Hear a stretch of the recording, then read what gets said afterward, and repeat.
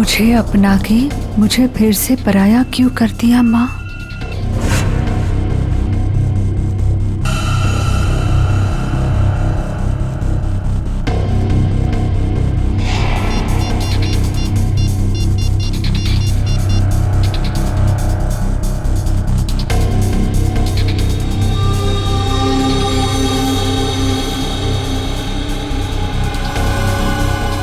क्या आपने मुझसे कभी प्यार नहीं किया माँ?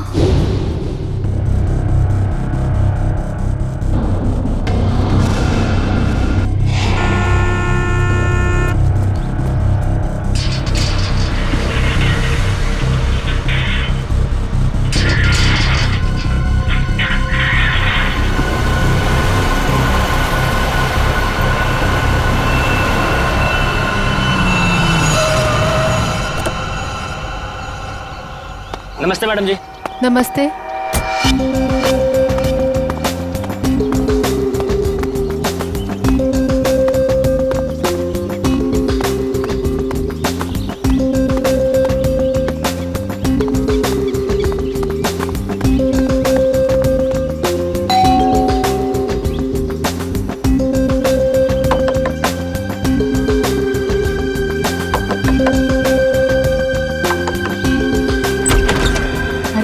दरवाजा कैसे खुला है?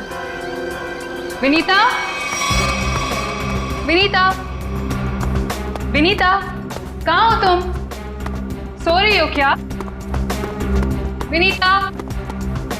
अंकल, आंटी, कोई आवाज क्यों नहीं दे रहा है?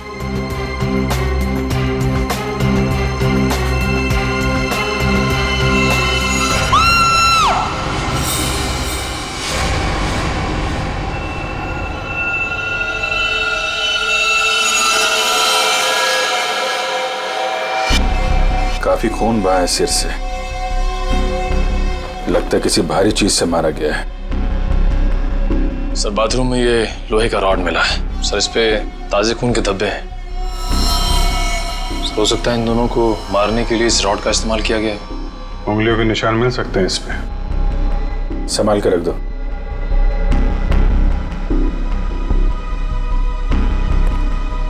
वैशाली जी, आपने सबसे पहले देखा लाशों को?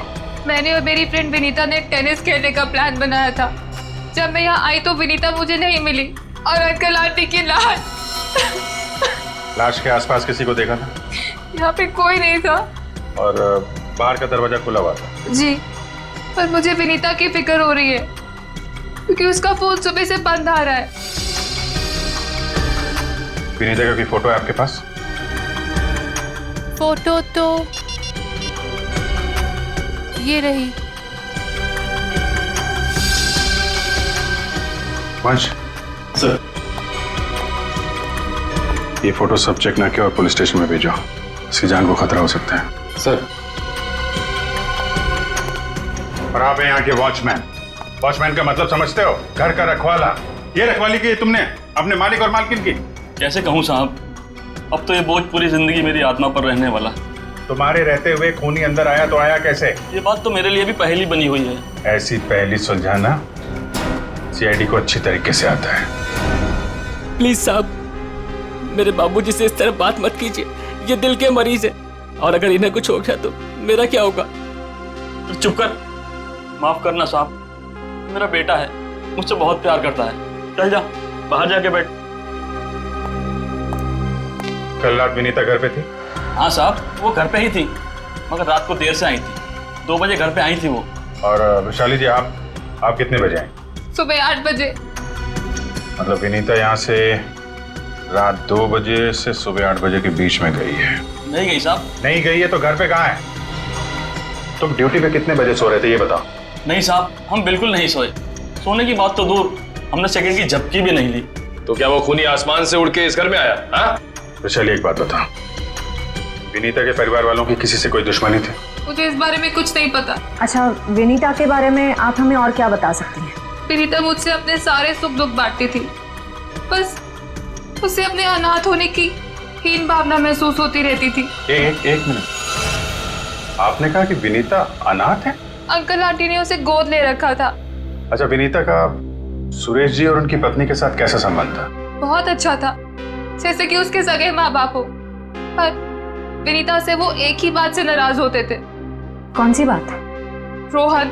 ये रोहन कौन है? वो सुरेश अंकल के दोस्त धनराज जी का बेटा था। उससे विनीता बहुत प्यार करती थी, पर इन्हें ये रिश्ता जरा भी मंजूर नहीं था। रोहन ठीक आदमी नहीं था क्या? एक नंबर का शराबी। उसकी शराब पीने की लत की वजह से उसके माँ बाप ने उसे जायदाद से बेदखल कर दिया था। शराब पीने के बाद उसे कुछ भी होश नहीं रहता। एक बार तो उसने मेरे सामने इतना बड़ा ड्रामा क्रिएट किया था। विनीता दरवाजा खोलो, खोलो दरवाजा। मैंने कहा दरवाजा खोलो वरना मैं दरवाजा तोड़ दूंगा। रोहन, मैं तुमसे अभी कोई बात नहीं कर सकती, प्लीज चले जाओ यहाँ से। मुझे अभी बात करनी है, मुझे इसी वक्त बात करनी है। खोलो दरवाजा, खोलो।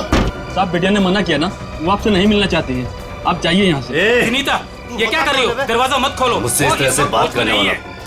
हाँ विनीता, तुम्हारे पापा एकदम सही कह रहे हैं। अभी वो होश में नहीं है, दरवाजा मत खोलना। और अच्छे से समझा दे कि दोबारा मुझसे पंगा ना ले। हट विनीता। ये क्या ड्रामा लगा रखा है रोहन? चलो अभी चलो यहाँ से। अरे और माफी मांगो इनसे। सॉरी सॉरी वॉचमैन अंकल, मुझसे गलती हो गई। ये मेरी बदतमीजी की कीमत। दारू पी के तुम कुछ भी करते हो ना, कुछ भी बकते हो। चलो यहाँ से, चलो रोहन। हो सकता है इस रोहन ने शराब के नशे में आके सुरेश जी और उनकी पत्नी का खून कर दिया, और फिर विनीता को अपने साथ लेकर चला गया। इस रोहन का नंबर है आपके पास? हाँ, नंबर तो है मेरे पास। 198234-561।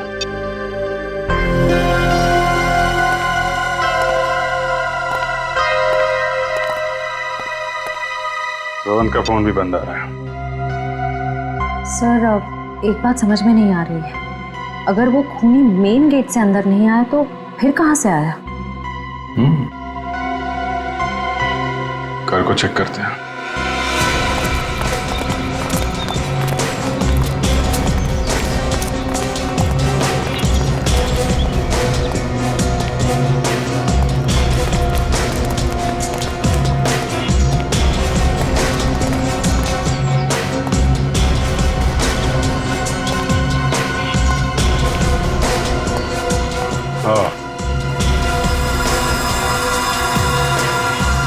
ये देखा?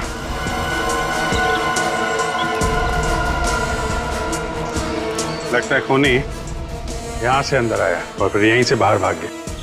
सर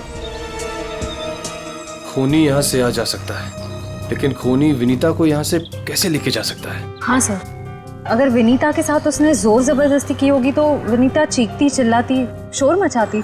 हो सकता है विनीता को बेहोश कर दिया। इसके पहले उसे कुछ हो, हमें उसे ढूंढना होगा और इस रोहन से भी मिलना पड़ेगा।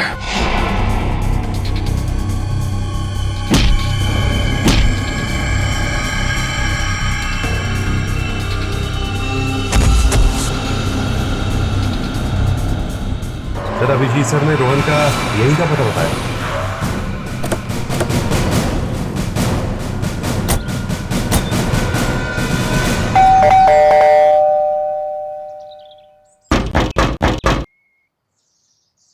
फिर ये रोहन वाकई में अंदर नहीं है या फिर जानबूझ के दरवाजा नहीं खोल रहा है? अभी पता चल जाएगा।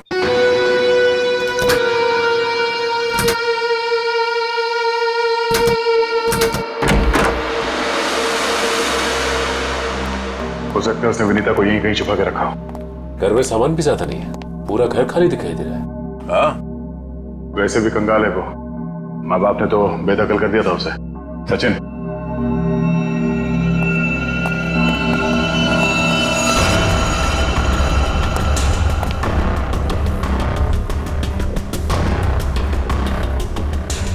सर, यहाँ तो कोई भी नहीं है, ना ही विनीता और ना ही रोहन। हो सकता है उसने अपना ठिकाना बदल दिया। काम करो, घर की तलाशी लो, कोई ना कोई सुराग जरूर मिलेगा।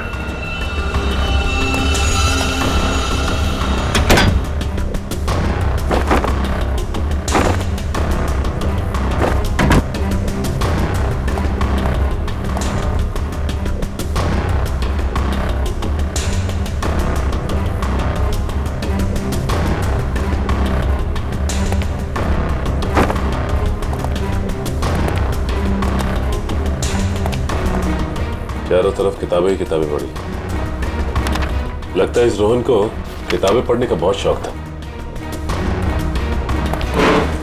नजरिया बदलिए, बहुत अच्छी किताब है ये।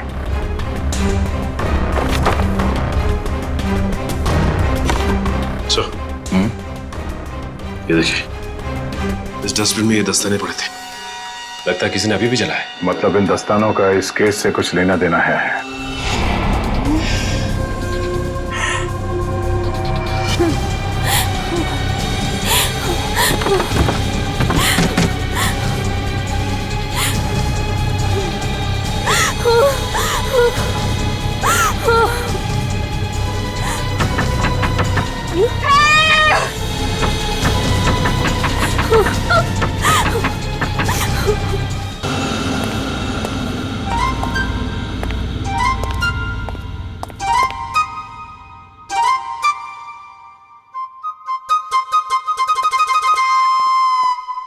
Ready sir.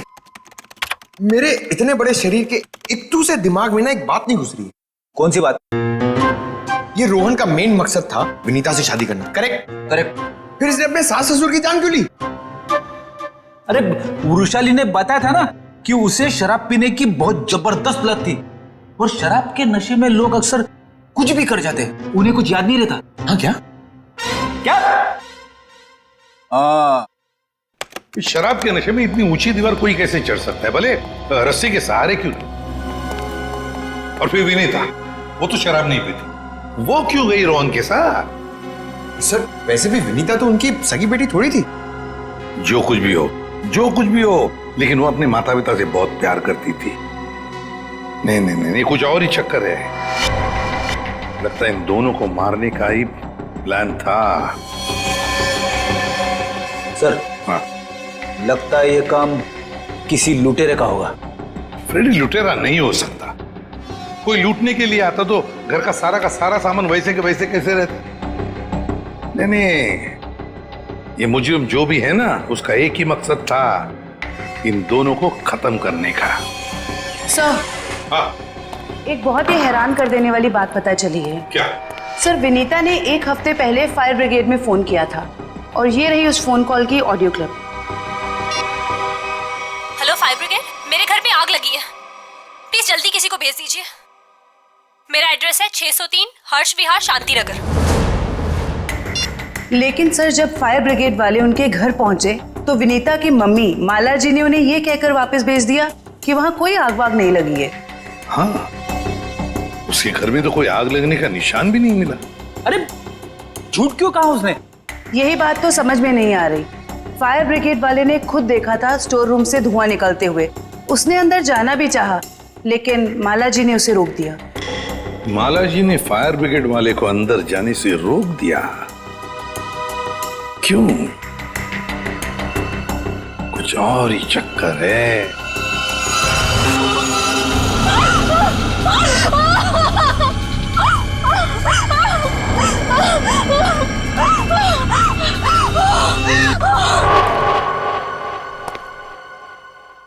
छान मारो इस जगह को अच्छी तरह से, कुछ ना कुछ जरूर मिलेगा।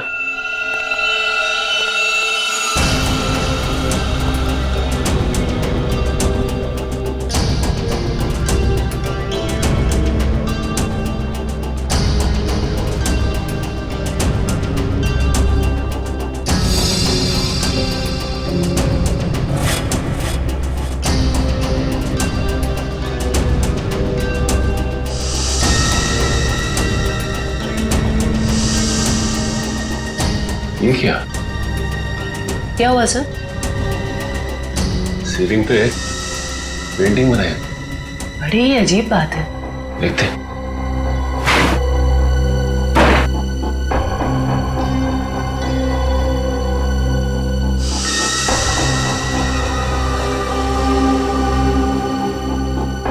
ये क्या? ये तो लगता है धुएं से बना हुआ निशान है, जलने की वजह से। मतलब सर फायर ब्रिगेड वाला सही कह रहा था, यहाँ पे आग तो जरूर लगी है। सर इस पेंटिंग से जली हुई सीलिंग को अच्छी तरह छुपाने की कोशिश की है। लेकिन सवाल ये उठता है कि सुरेश की पत्नी ने झूठ क्यों बोला फायर ब्रिगेड से? आखिर यहाँ पे ऐसी कौन सी आग लगी थी? सीलिंग का सिर्फ यही वाला हिस्सा जला।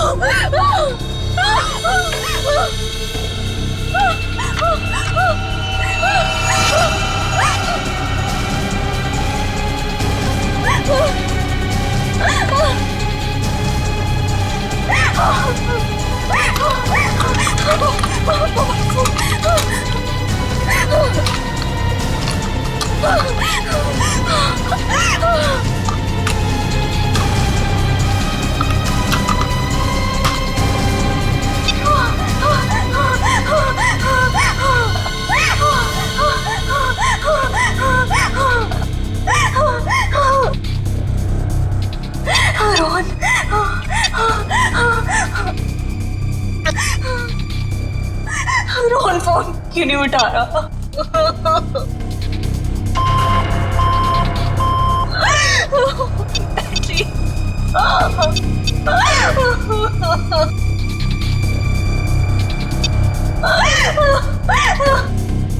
वैशाली पे फोन नहीं उठा रही।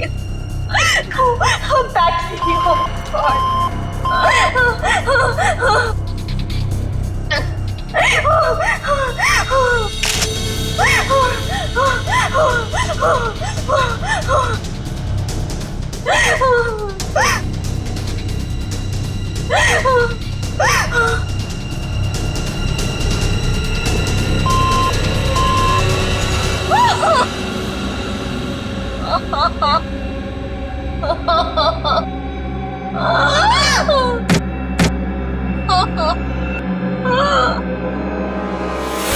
बस मौत रात को 1 बजे से 3 बजे के बीच में हुई है। और सर वॉचमैन कह रहा था कि विनीता रात को 2 बजे घर लौटी थी। सर अगर खून उससे पहले हुए होते तो वो चीखती चिल्लाती या बाहर जाती। मतलब खून 2 और 3 बजे के बीच में हुए हैं। सालून के साहब, हमें जो लोहे का रॉड मिला था उसके ऊपर से खूनी के उंगलियों के निशान मिले या नहीं? नहीं, बस कोई उंगलियों के निशान नहीं मिले। नहीं मिले? रोहन के घर में से हमें आधे जले हुए ग्लव्स मिले थे। कहीं रोहन ने वो ग्लव्स तो नहीं पहने थे ये खून करते वक्त? हो सकता है, तारिका वही चेक कर रही है। सर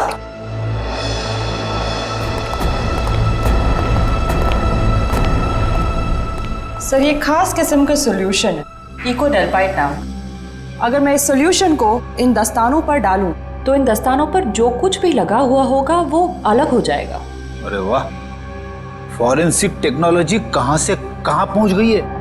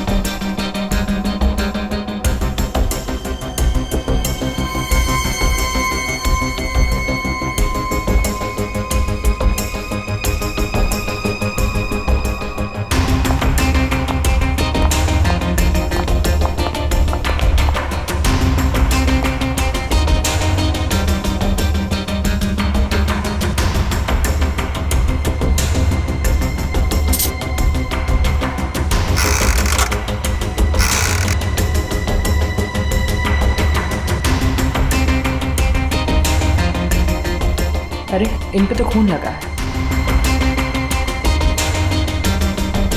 देखते हैं किसका है।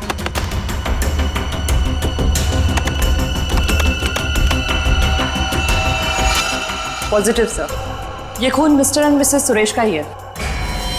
मतलब सर ये खून रोहन ने ही किया है? एक मिनट होल्ड ऑन।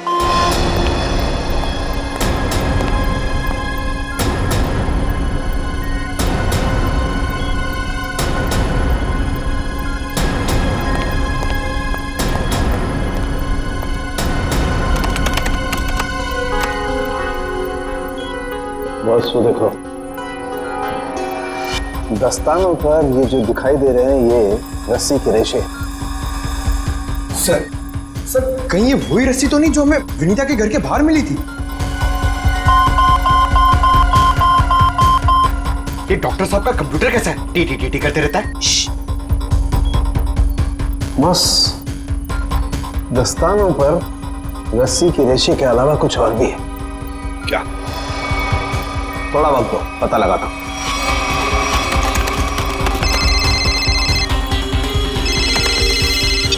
हाँ श्रेया,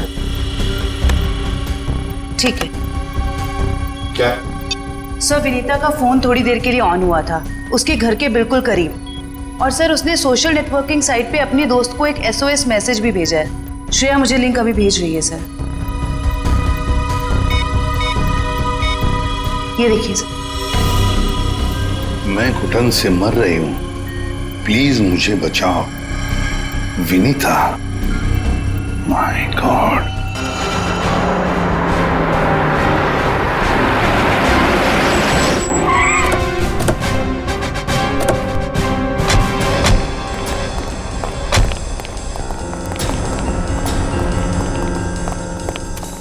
फिर मोबाइल कंपनी ने बताया कि विनीता का फोन आखिरी बार यही ऑन हुआ था। इस घने जंगल में नेटवर्क मिला, यही बड़ी बात है। जरा देखो आसपास।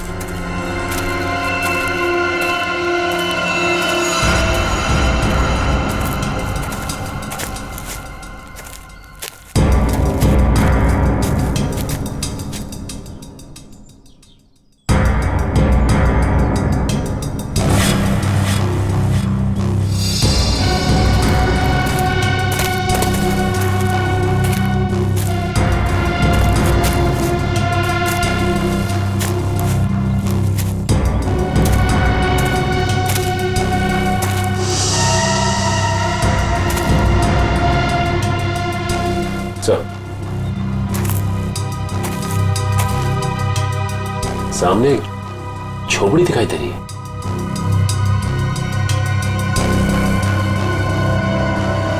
दिव्या, वंश,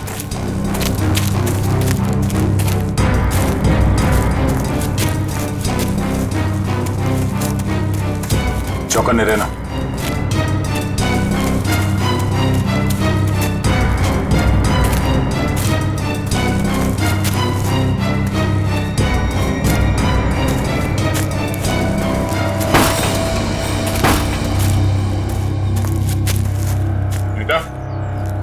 बेटा, तो तलाशी लो।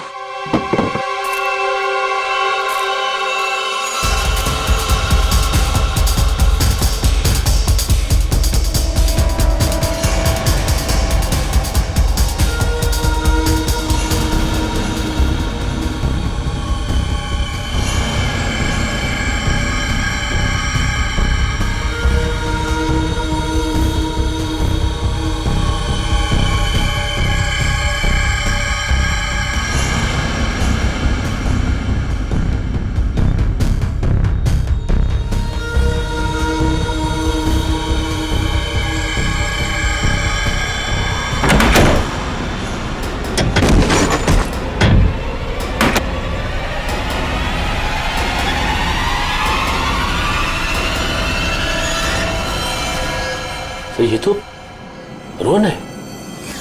सॉरी वॉचमैन अंकल, मुझसे गलती हो गई। हम लोग सोच रहे थे कि सब रोहन का किया था, पर किसी ने इसे ऊपर पहुंचा दिया। सर कहीं ऐसा तो नहीं कि विनीता ने अपनी आत्मरक्षा के लिए इसे मार दिया? नहीं, इसे भी ठीक वैसे ही मारा है, सर पे वार करके, जैसे विनीता के माँ बाप को मारा था। खूनी को एक ही है। सकता है कि खूनी ने रोहन को मारा और विनीता को साथ ले गया। हो सकता है, या ये भी हो सकता है कि वो यही कहीं आसपास हो। तो देखो,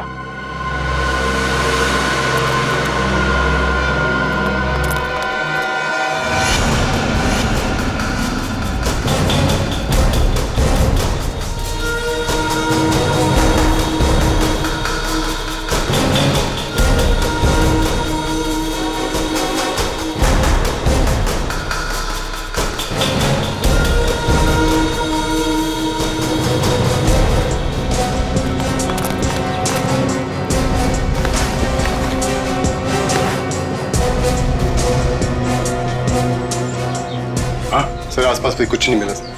तो कुछ नहीं मिला। सर ये देखिए, फावड़ा और कुदाल।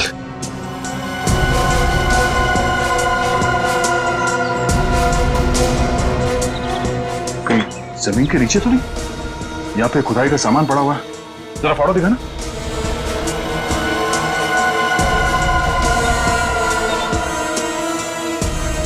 इस फावड़े पे गीली मिट्टी लगी हुई और ये पत्ता। और विनीता को यहाँ जमीन के नीचे रखा गया है, जंगल के किसी ऐसे हिस्से में जहां पे ये पत्ते मिलते हो। ढूंढो,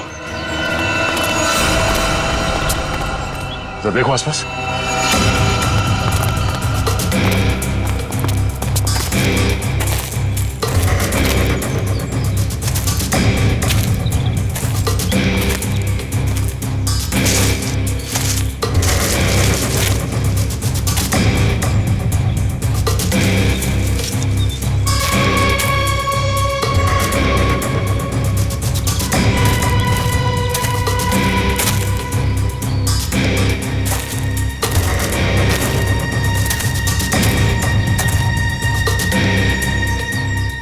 सचिन, वंश, दिव्या, ये देखो, लगता है हाल फिलहाल में यहाँ खुदाई हुई है। वंश, खुदाई का औजार लिया जल्दी। सर।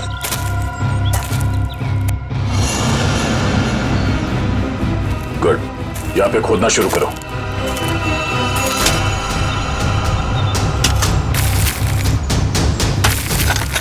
एक मिनट हट जाओ।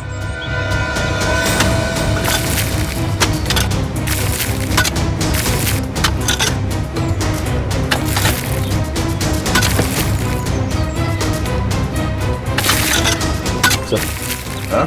कुछ है। एक मिनट, खोदना बंद करो, हाथ से निकालो।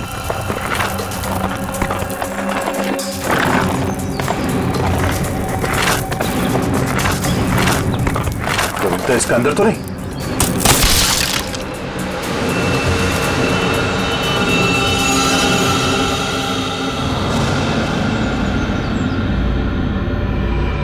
विनीता! ओह नो, सांसें धीमी चल रही है, इसे अस्पताल ले जाना होगा। निकालो उसको बाहर जल्दी। हाथ दो, निकालो बाहर, निकालो। पैर पकड़ो उसके। चलो।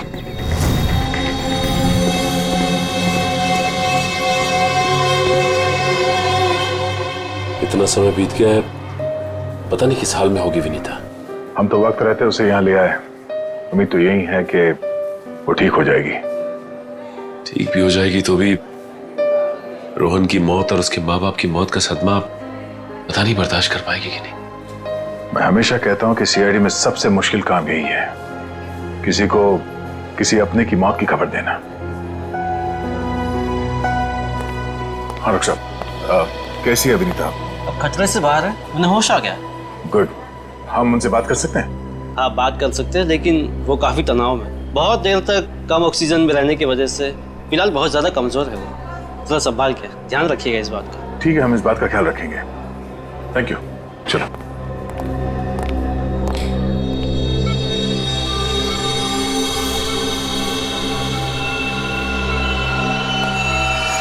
अरे नहीं नहीं नहीं, लेटे रहो, आराम करो।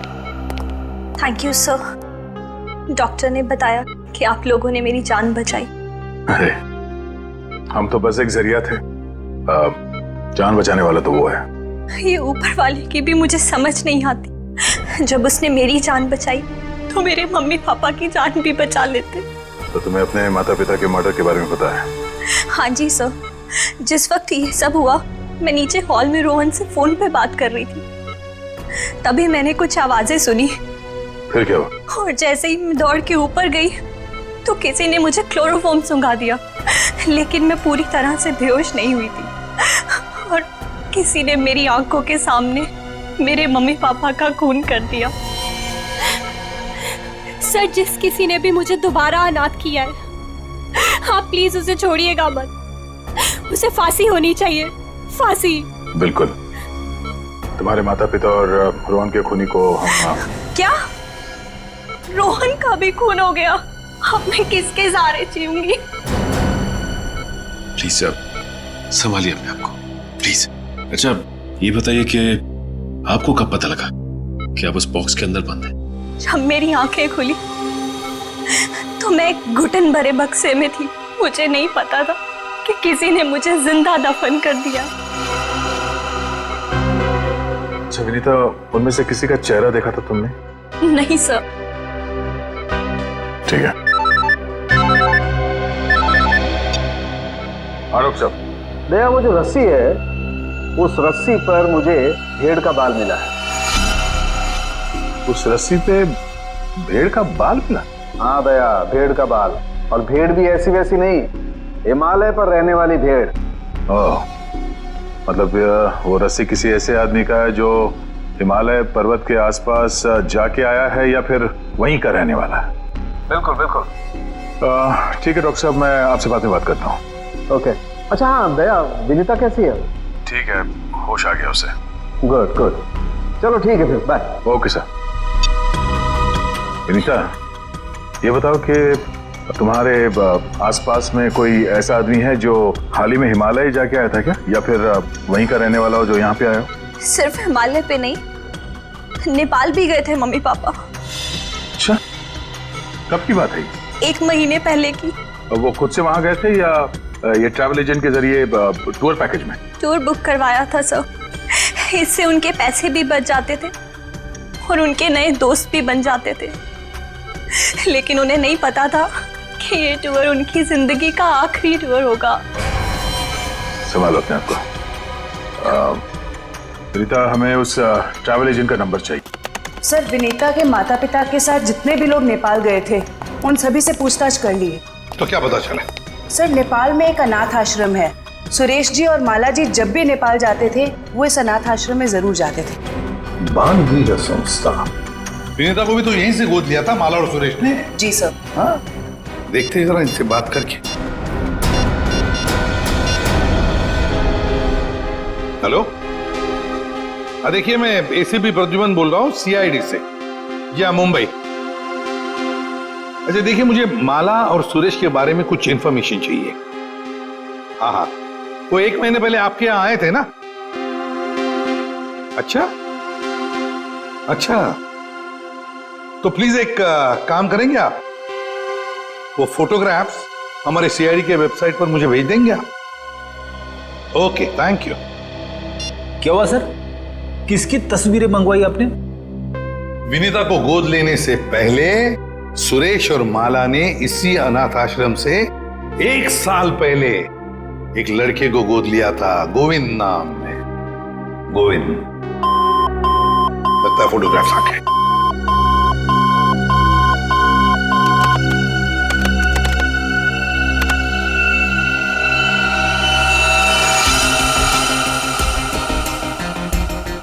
पांच साल की उम्र थी, साल 1999। मतलब सर, वो आज तकरीबन 20 साल का होगा। अभी पता चल जाएगा गोविंद अगर आज है कैसे दिखता होगा।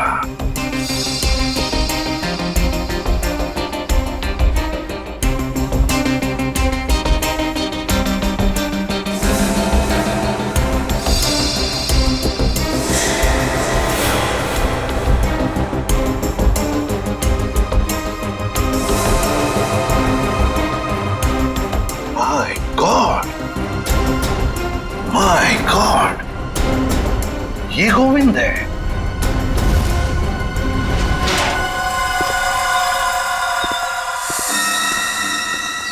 अब देखते हैं कहां भागेगा।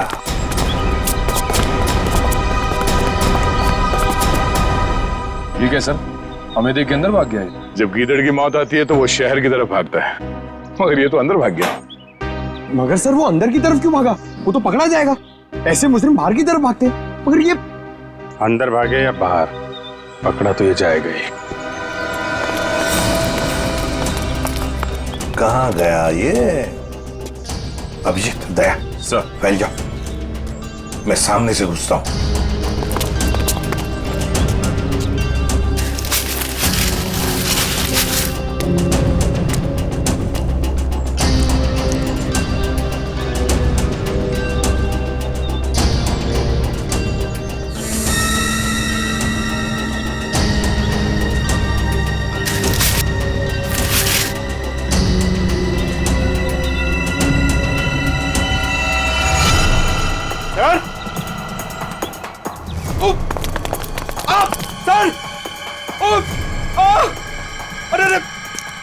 क्या हुआ? सर खुजली हो रही है सर। अरे खुजली कहाँ से होने लगी तुम्हें? सर बहुत तेज खुजली हो रही है सर। ये झाड़ की वजह से। अभिजीत क्या हुआ इसे? सर ये प्लांट ये बहुत गड़बड़ है, इसकी वजह से इसको खुजली हो रही है। एक मिनट अरे जल्दी से हॉस्पिटल ले संभाल के, कुछ नहीं होगा। आ जाओ आराम से संभाल के। तो जानबूझकर हमें यहाँ अंदर बुलवा लिया है, जाल रचा है उसने खुजली वाले पौधों का। संभल के रहना, यहीं कहीं छुपाई है।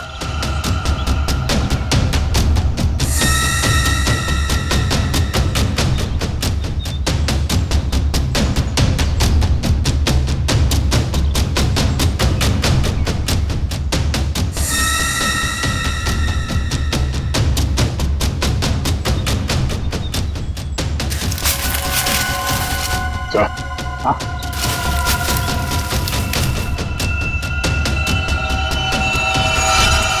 चलो बाहर निकलो। बहुत बना लिया पौधों को हथियार। अब विदाई का समय आ गया है तुम्हारा, ससुराल चलना है। चलो प्लीज साहब, मेरे बाबूजी से इस तरह बात मत कीजिए। बहुत गड्ढे खोद लिए दूसरों के लिए, गिर गए ना उसी में। सर पानी मंगाइए सर, वरना मैं खुजली से मर जाऊंगा। पानी क्यों? खुजली का इलाज हम अपने साथ लेके चलते हैं। किसी औलाद के लिए अपने माँ बाप का खून करना इतना आसान नहीं होता सर, फिर चाहे वो माँ बाप सौतेले क्यों ना हो। गोद लिया था ना उन्होंने तुम्हें, फिर वॉचमैन को क्यों सौंप दिया? यही सच तो मैं भी जानना चाहता था सर, कि मुझे गोद लेने के 1 साल बाद मेरे माँ बाप को ऐसा क्या सूझा कि उन्हें लगा उन्हें एक लड़की को गोद लेना चाहिए, और मुझे फिर ऐसे ही सड़क पर छोड़ दिया और विनीता को गोद ले लिया। क्या तुम्हें सड़क पे छोड़ दिया? हाँ सर, ऐसा बर्ताव तो कोई अपने जानवर के साथ भी नहीं करता, जैसा उन लोगों ने मेरे साथ किया। वो तो भला हो मेरे बाबूजी का, जो उन्होंने मुझे रोता हुआ बस स्टॉप पर देखा और अपने साथ अपने घर ले गए, और तब मेरी अच्छी परवरिश की उन्होंने। सुरेश और माला ने पहचाना नहीं तुम्हें? नहीं सर, मैंने हाल फिलहाल में उनके घर जाना शुरू किया था। मेरे बाबूजी की उम्र हो गई थी, तो मुझे लगा मुझे नौकरी करनी चाहिए। क्या तुम्हारे बाबूजी जानते नहीं थे कि तुम उनके मालिक के बेटे हो? नहीं सर, जब मैं उन्हें मिला था तब वो वहां काम नहीं करते थे। और सर मैं इसे कोई इत्तेफाक नहीं कहूंगा, तो भगवान ने मेरे साथ इंसाफ की। तुम्हें किसने अधिकार दिया सजा देने का? सजा देने का हक सिर्फ अदालत को है। क्या तुम शुरू में ही पहचान गए थे उन दोनों को? ये बात तुम्हें मालूम कैसे पड़ी कि उन्होंने तुम्हारे साथ ऐसा किया था? नहीं पहचाना था सर। एक दिन मैं बगीचे में काम कर रहा था, तो माला मेम साहब ने मुझे घर के अंदर बुलाया था किसी काम से। विनोद! जी मेम साहब। जरा ऊपर आना, तो काम है। अभी आया। जी मेम साहब। विनोद, देखो ये पुरानी अलमारी है, इसे ठीक से स्टोर रूम में रख देना। हाँ जी मेम साहब। हाँ।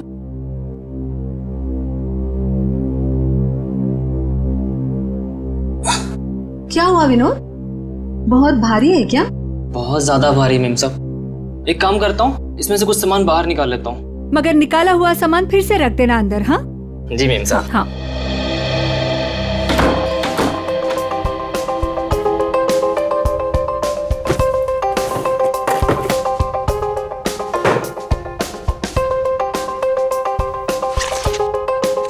कितनी प्यारी प्यारी ड्राइंग्स हैं।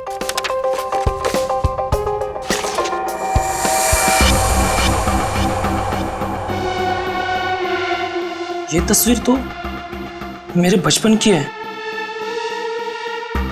इसका मतलब साहब और मेम साहब ने मुझे गोद लिया था। विनोद, कितनी देर, जल्दी करो। जी मेम साहब, बस हो गया।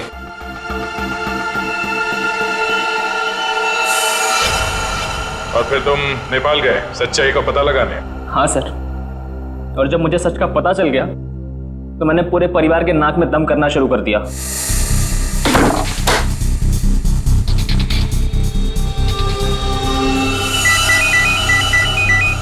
किसका फोन है? हेलो हेलो, अरे जवाब क्यों नहीं दे रहे हो?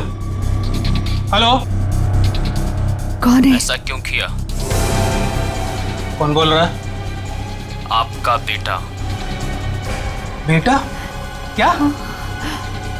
बताइए, ऐसा क्यों किया? मुझे अपना बनाकर फिर से अनाथ क्यों कर दिया? देखो, ऐसी बातें फोन पर नहीं होती हैं। आमने सामने मिलो, फिर बैठ के बात करते हैं। बताइए कहाँ मिलना है? मेरे घर। ठीक है, पहुंच गया।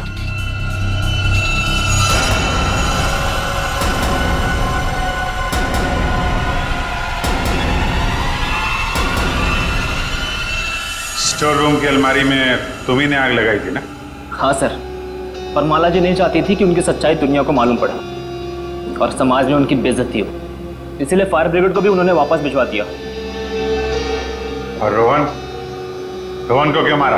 मैं रोहन को नहीं मारना चाहता था सर, उससे मेरा कोई लेना देना था ही नहीं। मैं तो उसके घर गया हुआ था वो दस्ताने रखने के लिए, ताकि आप लोगों को दस्ताने उसके घर से मिले और आप लोग उस पर शक करें। उसने मुझे देख लिया सर, मजबूरन मुझे उसे मारना पड़ा। बदले की आग में तूने 3 खून किए, एक मासूम को जिंदा दफनाने की कोशिश भी की। ये कैसा बदला? ये बदले की आग तुम्हें फांसी के फंदे तक ले जाएगी, फांसी के फंदे तक।